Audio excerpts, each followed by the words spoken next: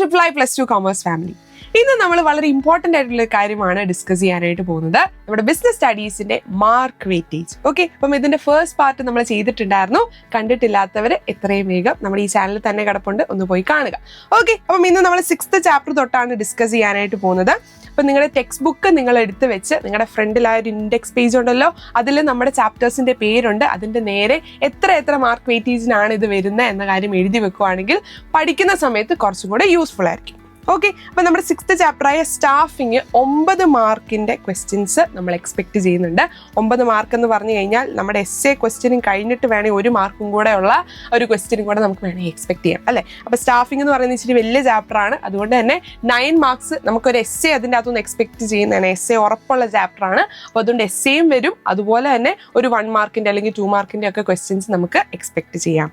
7ാമത്തെ ചാപ്റ്ററാണ് ഡയറക്റ്റിംഗ്. ഇത് രണ്ടും സ്റ്റാഫിങ്ങും ഡയറക്റ്റിംഗും ഒക്കെ വളരെ സിമ്പിൾ, നമുക്ക് അറിയാവുന്ന സാധനം തന്നെയാണ്, പക്ഷെ എഴുതാൻ ഇച്ചിരി ഉണ്ടെന്ന് മാത്രമേ ഉള്ളൂ. ഓക്കെ, അപ്പം അതിന്റെ 11 മാർക്കിന് വരുന്നുണ്ട്. അപ്പം നമ്മുടെ സ്റ്റാഫിങ്ങിനെക്കാളും കുറച്ചും കൂടെ മാർക്ക് വെയിറ്റേജ് വരുന്നത് ഡയറക്റ്റിംഗ് ആണ്. അതും കുറച്ചും കൂടെ ആ ചാപ്റ്റർ ഇച്ചിരി കൂടെ ലെങ്തി ആണ്.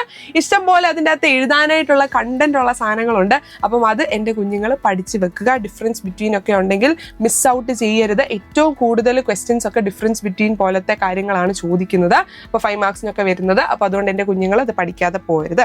ഓക്കെ, 8ാമത്തെ ചാപ്റ്ററാണ് കൺട്രോളിങ്. അത് 4 മാർക്സ്, കുട്ടിയൊരു ചാപ്റ്ററാണ്. അതുകൊണ്ട് തന്നെ കുറെ പോർഷൻസ് ഒക്കെ അവസാനത്തെ നമ്മൾ ഡിലീറ്റഡ് ആയിട്ടും ഉണ്ടായിരുന്നു. അപ്പോൾ അതുകൊണ്ട് കൺട്രോളിങ് എന്ന് പറയുന്ന ചാപ്റ്റർ കുഞ്ഞതായതുകൊണ്ട് തന്നെ അതിന് വേണ്ടി ഒത്തിരി സമയം നിങ്ങൾ ചെലവഴിക്കേണ്ട ആവശ്യമില്ല. ജസ്റ്റ് ഒന്ന് വായിക്കുമ്പോൾ തന്നെ എൻ്റെ കുഞ്ഞുങ്ങൾക്ക് മനസ്സിലാവുന്ന കാര്യങ്ങൾ മാത്രമേ ഉള്ളൂ. 9ാമത്തെ chapter financial management. Financial management എല്ലാവർക്കും ഇച്ചിരി പേടിയുള്ള ഒരു ചാപ്റ്ററാണ് അല്ലേ. ഫിനാൻഷ്യൽ മാനേജ്മെന്റ് ഇച്ചിരി ടഫാണ് പൊതുവെ എല്ലാ കുഞ്ഞുങ്ങളും പറയുന്നത്. പക്ഷെ എൻ്റെ വലിയ പ്രശ്നം എന്നാന്ന് വെച്ച് കഴിഞ്ഞാൽ സംഭവം എന്താണെന്നുള്ളൊരു ഐഡിയ നിങ്ങൾക്ക് ഇല്ലാത്തത് കൊണ്ടാണ് ഫിനാൻഷ്യൽ മാനേജ്മെന്റ് ടഫാണെന്ന് പറയുന്നത്. അതിൻ്റെ അകത്തുനിന്ന് വളരെ സിമ്പിളായിട്ട് ഒരു essay ക്വസ്റ്റ്യൻ നമ്മൾ എപ്പോഴും എക്സ്പെക്ട് ചെയ്യുന്നതാണ്. സിമ്പിളായിട്ട് നമുക്ക് എഴുതാനായിട്ട് പറ്റും. അഡ്വാൻറ്റേജസും ഡിസഡ്വാൻറ്റേജസും അങ്ങനത്തെ കാര്യങ്ങളൊക്കെ എൻ്റെ അകത്തുണ്ട്. അപ്പം അതൊക്കെ സിമ്പിളായിട്ട് നമുക്ക് ചെയ്യാനായിട്ട് പറ്റും. എങ്ങനെ? അതിൻ്റെ കോൺസെപ്റ്റ് മനസ്സിലാക്കുവാണെങ്കിൽ. അപ്പോൾ കോൺസെപ്റ്റ് മനസ്സിലാക്കി തന്നെ ആ ചാപ്റ്റർ പഠിക്കുക. ഇനി ഫർദർ മുന്നോട്ട് നമ്മൾ റിവിഷൻസും കാര്യങ്ങളൊക്കെ കൊടുക്കുന്നുണ്ട്. അപ്പം അതൊക്കെ കിട്ടാൻ വേണ്ടി നിങ്ങളൊന്ന് സബ്സ്ക്രൈബ് ചെയ്തിടുക. നിങ്ങളിപ്പം ടഫാണെന്ന് പറയുന്ന ചാപ്റ്റേഴ്സ് ഒക്കെ വളരെ സിമ്പിളായിട്ട് നിങ്ങൾക്ക് പഠിക്കാനായിട്ട് പറ്റും. ഓക്കെ, അപ്പോൾ 10 മാർക്കിന് വരും. അതുകൊണ്ട് തന്നെ ആരെങ്കിലും സ്കിപ്പ് ചെയ്യാൻ വേണ്ടി ഓർത്ത് വെച്ചിട്ടുണ്ടെങ്കിൽ അത് നടക്കത്തില്ല. കാരണം അതിൻ്റെ അകത്തുനിന്ന് കുറച്ച് ക്വസ്റ്റ്യൻസ് എപ്പോഴും വരുന്ന ചോദ്യങ്ങളാണ്, മിക്കപ്പോഴും റിപ്പീറ്റ് ചെയ്ത് വരുന്ന ചോദ്യങ്ങളാണ്. അതുകൊണ്ട് അത്രയും മാർക്ക് നിങ്ങളുടെ നഷ്ടമാവും. വെറുതെ മാർക്ക് കളയരുത്. ഫിനാൻഷ്യൽ മാനേജ്മെന്റ് വളരെ സിമ്പിളായിട്ട് നമുക്ക് പഠിച്ച് സെറ്റാക്കാം. ഓക്കെ, 10ാമത്തെ ചാപ്റ്ററാണ് മാർക്കറ്റിംഗ് മാനേജ്മെന്റ്. എത്ര പഠിച്ചാലും തീരാത്തൊരു ചാപ്റ്റർ എന്ന് എല്ലാവരും പറയുന്നതാണ്. പക്ഷേ അത് 12 മാർക്കിന് ചോദ്യം ചോദിക്കുന്നുണ്ട്. അതുപോലെ അതിൻ്റെ അകത്ത് കോൺസെപ്റ്റ് ഉണ്ട്. ഓക്കെ, അപ്പം അത് നിങ്ങൾ വളരെ മാർക്കറ്റിംഗ് മാനേജ്മെന്റ് വളരെ പൊതുവേ നല്ല സിമ്പിളാണ്. ഫിനാൻഷ്യൽ മാനേജ്മെന്റിനെ വെച്ച് നോക്കുവാണെങ്കിൽ മാർക്കറ്റിംഗ് മാനേജ്മെന്റ് അത്യാവശ്യം നല്ല സിമ്പിൾ തന്നെയാണ്. ഇച്ചിരി പേജസ് കൂടുതലുണ്ടെന്ന് മാത്രമേ ഉള്ളൂ. അതിൻ്റെ അകത്തുനിന്ന് നമുക്ക് എക്സ്പെക്ട് ചെയ്യാവുന്നത് ഒരു essay ക്വസ്റ്റ്യൻ ആണ് കേട്ടോ. essay ക്വസ്റ്റ്യനും വരും. അതുപോലെ തന്നെ ഒരു 2 മാർക്കിനും 4 മാർക്കിനും ഒക്കെ ചോദിച്ച് കണ്ടിട്ടുണ്ട്.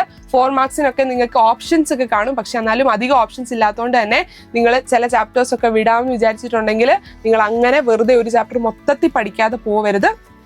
അതിൻ്റെ അകത്തുനിന്ന് ഒരു 4 മാർക്സിന് അല്ലെങ്കിൽ 5 മാർക്സിനൊക്കെ വരുന്നത് എഴുതാൻ പറ്റുന്ന രീതിയിൽ വേണം നിങ്ങൾ പഠിക്കുക. ഓക്കെ, 11th ചാപ്റ്റർ എന്ന് പറയുന്നത് കൺസ്യൂമർ പ്രൊട്ടക്ഷൻ ആക്ട് ആണ്. വളരെ സിമ്പിൾ ചാപ്റ്ററാണ്. ഉള്ളതിൽ ഏറ്റവും സമാധാനമുള്ളൊരു ചാപ്റ്റർ നമ്മുടെ കൺട്രോളിങ്ങും കൺസ്യൂമർ പ്രൊട്ടക്ഷൻ ആക്ടും ആണ്. കാരണം പെട്ടെന്ന് തന്നെ നമുക്കത് തീരും അല്ലേ. വായിച്ച് ഇങ്ങനെ അങ്ങോട്ട് മറിച്ച് 2 പേജ് 3 പേജ് അങ്ങോട്ട് മറിച്ച് കഴിയുമ്പോഴത്തേക്ക് ചാപ്റ്റർ അങ്ങ് തീരും. അപ്പം അതിൻ്റെ അകത്തുനിന്ന് 4 മാർക്കിൻ്റെ ക്വസ്റ്റ്യൻസേ വരത്തുള്ളൂ. അപ്പോൾ 4 മാർക്സിനുള്ള ക്വസ്റ്റ്യൻസ് എന്ന രീതിയിൽ നിങ്ങൾ പ്രിപ്പയർ ചെയ്യുക. മാർക്ക് വെയിറ്റേജിനനുസരിച്ച് ഇമ്പോർട്ടൻസ് കൊടുത്ത് നിങ്ങൾ ചാപ്റ്റേഴ്സ് പഠിക്കാൻ നിൽക്കുക. ഇതിൻ്റെ അകത്ത് പറഞ്ഞിട്ടുണ്ടായിരുന്നു 11 മാർക്കിനും 12 മാർക്കിനും ഉള്ള ചാപ്റ്റേഴ്സ് ആണ് ആദ്യം നിങ്ങൾ എടുത്ത് പഠിക്കേണ്ടത്. ഓക്കെ, അല്ലാതെ 4 മാർക്കിൻ്റെയും 2 മാർക്കിൻ്റെയും ഒന്നും ചാപ്റ്റർ എടുത്തിട്ട് നിങ്ങൾ കുറേ ടൈം അതിന് വേണ്ടി സ്പെൻഡ് ചെയ്യരുത്. അതൊക്കെ നിങ്ങൾ ഓൾറെഡി പഠിച്ചിട്ടുണ്ടെങ്കിൽ ജസ്റ്റ് ഒന്ന് റിവൈസ് ചെയ്ത് എങ്ങനത്തെ ചോദ്യങ്ങളാണ് വരുന്നതെന്ന് അനലൈസ് ചെയ്തിട്ട് ആ കാര്യങ്ങളൊക്കെ നിങ്ങളൊന്ന് പഠിച്ചു വെക്കുക. കൂടുതൽ ഇമ്പോർട്ടൻസ് കൊടുക്കേണ്ടത് essay മാർക്കിനേക്കാളും കൂടുതൽ വരുന്ന മാർക്ക് വെയിറ്റേജ് ഉള്ള ചാപ്റ്റേഴ്സ് ആണ് നിങ്ങൾ മെയിൻ ആയിട്ട് ഫോക്കസ് ചെയ്യുന്നത്. ഓക്കെ, അപ്പൊ നമ്മുടെ പാർട്ട് 2-ലെ ഇത്രയും കാര്യങ്ങൾ എൻ്റെ കുഞ്ഞുങ്ങൾക്ക് മനസ്സിലായെന്ന് വിശ്വസിക്കുന്നു. അപ്പോൾ കുറേ ഇമ്പോർട്ടൻറ്റ് വീഡിയോസ് ഒക്കെ ഇനി വരാനായിട്ടുണ്ട്. അപ്പോൾ ഈ ചാനൽ സബ്സ്ക്രൈബ് ചെയ്തിട്ടില്ലെങ്കിൽ നിങ്ങൾ സബ്സ്ക്രൈബ് ചെയ്തിടുക. അപ്പം അടുത്ത വീഡിയോയിൽ കാണാം. ബൈ.